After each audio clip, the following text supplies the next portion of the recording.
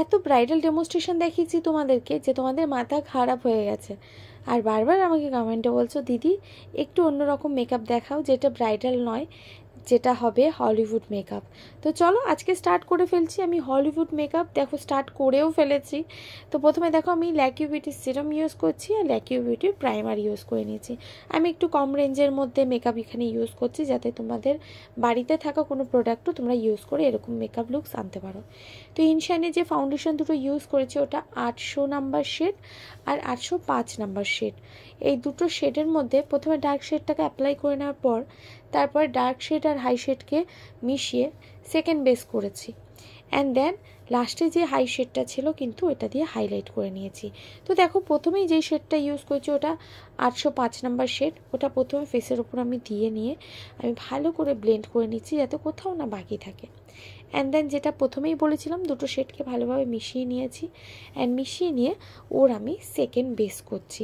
Second base করার সময় মাথায় রাখবে যে ফেসটা যাতে হঠাৎ করে ফেয়ার হয়ে গেলে কিন্তু বাজে লাগবে দেখতে, আর মুখটা একটা কার্টুন কার্টুন ব্যাপার লাগবে।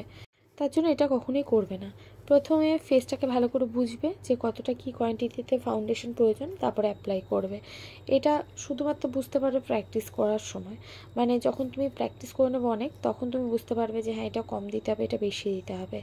অ্যান্ড দেন প্রথমেই বলেছিলাম যেটা হাই শেড ওটা 3rd নাম্বার বেসে দিচ্ছি। দিয়ে দেওয়ার পর ভালো করে ব্লেন্ড করে নেব। কিন্তু তার আগে একটা কথা বলি, যখন আমি 3rd বেস দিয়েছিলাম তখন আমি ব্লেন্ড করে নেওয়ার পরও আমার মনে হচ্ছিল যে ওর ফেসটা একটুখানি ফেয়ার করলে তাতে কোনো অসুবিধা হবে না, কারণ একটা হলিউড মেকআপ ক্রিয়েট করছি ওর ফেসের ওপর। তো আমাকে এই সমস্ত জিনিস তো মাথায় রাখতেই হবে যে একটু ফেয়ার না করলে চলবে না। তো দেখো আমি একটু ফেয়ার করে নিচ্ছি ওকে। কিন্তু অলরেডি ওর স্কিন টোনটা একটু ডার্ক লাগছিল, তার জন্য ফেয়ার করেছি।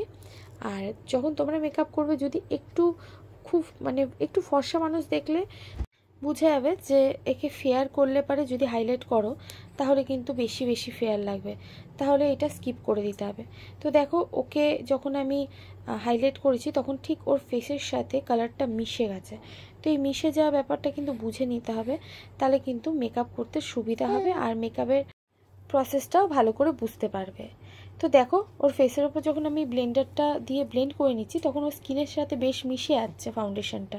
আর তারপর দেখো ওর ফেসটা ফেয়ারও লাগছে না। অ্যান্ড দেন আমি কম্প্যাক্ট পাউডার ছাড়াই ফেসকে ভালোভাবে কন্ট্রোলিং করে নিচ্ছি। আমি কিন্তু এখানে ডাস্ট কন্ট্রোল ইউজ করেছি, তোমাদের কাছে যদি ভালো ক্রিম কন্ট্রোল থাকে সেটা ইউজ করতে পারো, কিন্তু আমি ম্যাক্সিমাম ক্রিম কন্ট্রোলটাকে স্কিপ করি। আমি ডাস্ট কন্ট্রোলটাকেই ফেসের উপর অ্যাপ্লাই করে আমার খুব সুবিধা হয়। আর ক্রিম কন্ট্রোলগুলো আমার বাড়িতে পড়ে পড়ে এত নষ্ট হচ্ছে যে আমি এটা ইউজ করতে চাইছিও না। তো দেখো ক্রিম কন্ট্রোল দিয়ে দেওয়ার পর ফেসটা বেশ খুব ভালো লাগছে।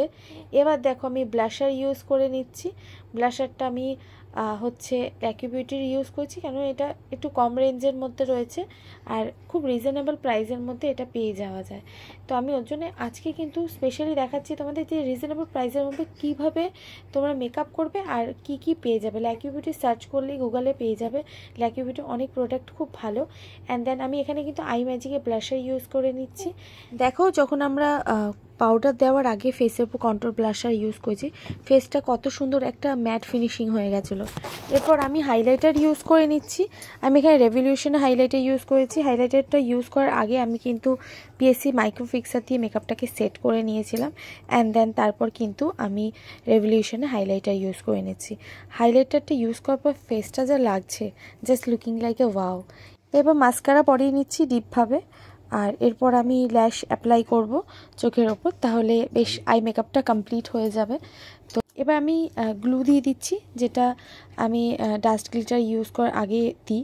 তো আমি গ্লুটা দিয়ে দেওয়ার পর আমি ডাস্ট গ্লিটারটা দিয়ে দিচ্ছি।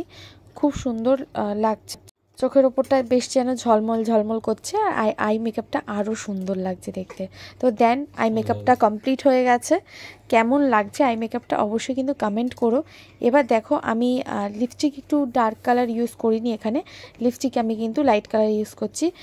আই মেকআপ যদি ডিপ করো লিপস্টিক সবসময় লাইট কালার রাখবে, কারণ আই মেকআপ যদি ডিপ হয়, লিপস্টিক যদি ডিপ হয় তাহলে কিন্তু মেকআপটা ভালো ফোটে না, দেখতে খুব বাজে লাগে। আর আই মেকআপ যদি লাইট রাখো লিপস্টিক ডিপ দিলেও কোনো অসুবিধা হয় না, কিন্তু সেম সেম হয়ে গেলে সমস্যা হয় আর দেখতে কিন্তু একদমই ভালো লাগে না। এবার আমি ল্যাশটা পরিয়ে দিচ্ছি, কারণ মাস্কারাটা ড্রাই হয়ে গেছে। মাস্কারাটা কিন্তু ড্রাই হয়ে যাওয়ার পরেই কিন্তু ল্যাশ পরাবে, কখনোই মাস্কারা দেওয়ার সাথে সাথে ল্যাশ পরাবে না। তো দেন দেখো ফাইনাল লুকটা কমপ্লিট হয়ে গেছে। তো আমার মডেলকে কেমন লাগছে অবশ্যই কিন্তু তোমরা সবাই কমেন্ট করো, আর এরকম মেকআপ আরও শেখার জন্য আমার চ্যানেলটাকে সাবস্ক্রাইব করে রাখো।